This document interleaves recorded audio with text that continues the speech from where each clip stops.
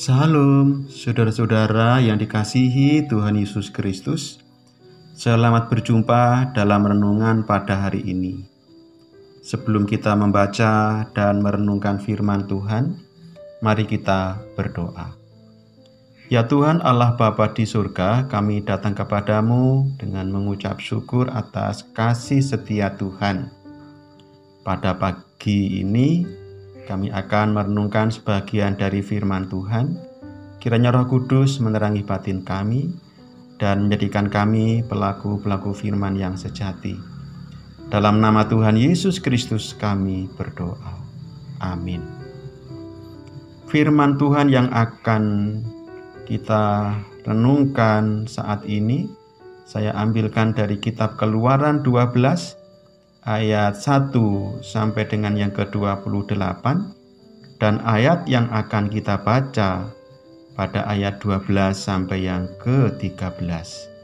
Demikian bunyi firman Tuhan. Sebab pada malam ini aku akan menjalani tanah Mesir, dan semua anak sulung dari anak manusia sampai anak binatang akan kubunuh, dan kepada semua allah di Mesir akan kujatuhkan hukuman. Akulah Tuhan. Dan darah itu menjadi tanda bagimu pada rumah-rumah di mana kamu tinggal. Apabila aku melihat darah itu, maka aku akan lewat daripada kamu. Jadi tidak akan ada tulah kemusnahan di tengah-tengah kamu apabila aku menghukum tanah Mesir. Amin. Demikianlah pembacaan firman Tuhan, dan tema renungan kita hari ini adalah lewat daripada kamu. Saudara-saudara yang dikasihi Tuhan Yesus Kristus, pada saat ini sesuai kalender gerejawi, kita memasuki Minggu Paskah kedua. Pada Minggu Paskah kedua ini kita kembali menghayati tentang Paskah. Secara etimologi, kata Paskah berasal dari bahasa Inggris yaitu Passover, dan dalam bahasa Ibrani Pasak, yang berarti lewat. Dalam bacaan kita saat ini mengisahkan tentang peristiwa bangsa Israel yang masih mengalami penindasan di Mesir. Untuk membebaskan bangsa Israel dari Mesir, Tuhan Allah mengirimkan tulah sampai 10 tulah.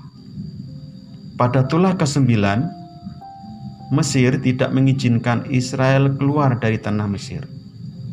Itulah sebabnya Tuhan mengirimkan tulah yang ke-10, yaitu Tuhan membunuh anak sulung dan menghukum semua allah di Mesir. Agar umat Israel tidak terkena tulah ke-10, maka Tuhan memerintahkan umat Israel untuk membubuhkan darah anak kambing atau domba pada kedua tiang pintu dan pada ambang atas. Darah inilah yang menjadi tanda bagi Israel pada rumah-rumah di mana mereka tinggal. Apabila Tuhan melihat darah itu, maka Tuhan akan lewat daripada mereka, dan Israel tidak akan mendapatkan tulah kemusnahan itu. Inilah Paskah dalam Perjanjian Lama yang selalu diperingati dan dirayakan oleh umat Israel, karena mereka bebas dari tulah kemusnahan dan bebas dari perbudakan Mesir. Saudara-saudara yang dikasihi Tuhan Yesus Kristus, demikianlah Paskah dalam Perjanjian Lama menjadi bayang-bayang dalam Paskah Perjanjian Baru. Paskah Perjanjian Lama menjadi lambang dalam Paskah Perjanjian Baru, bahwa darah Tuhan Yesus Kristus yang tercurah di Bukit Golgota menjadikan Tuhan lewat daripada kita dengan tidak memberikan tulah kemusnahan atau kebinasaan atau penghukuman kepada kita. Darah Tuhan Yesus adalah darah perjanjian yang ditumpahkan bagi banyak orang untuk pengampunan dosa.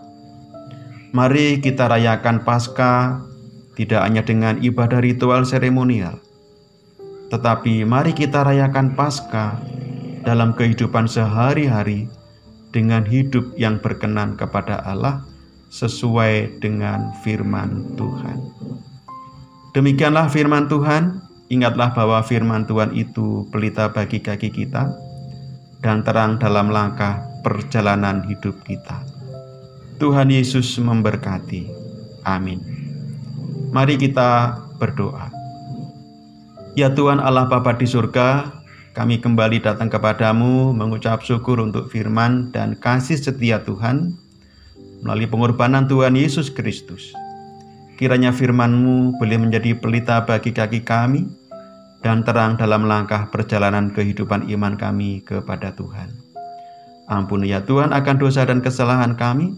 Dalam nama Tuhan Yesus kami berdoa. Amin.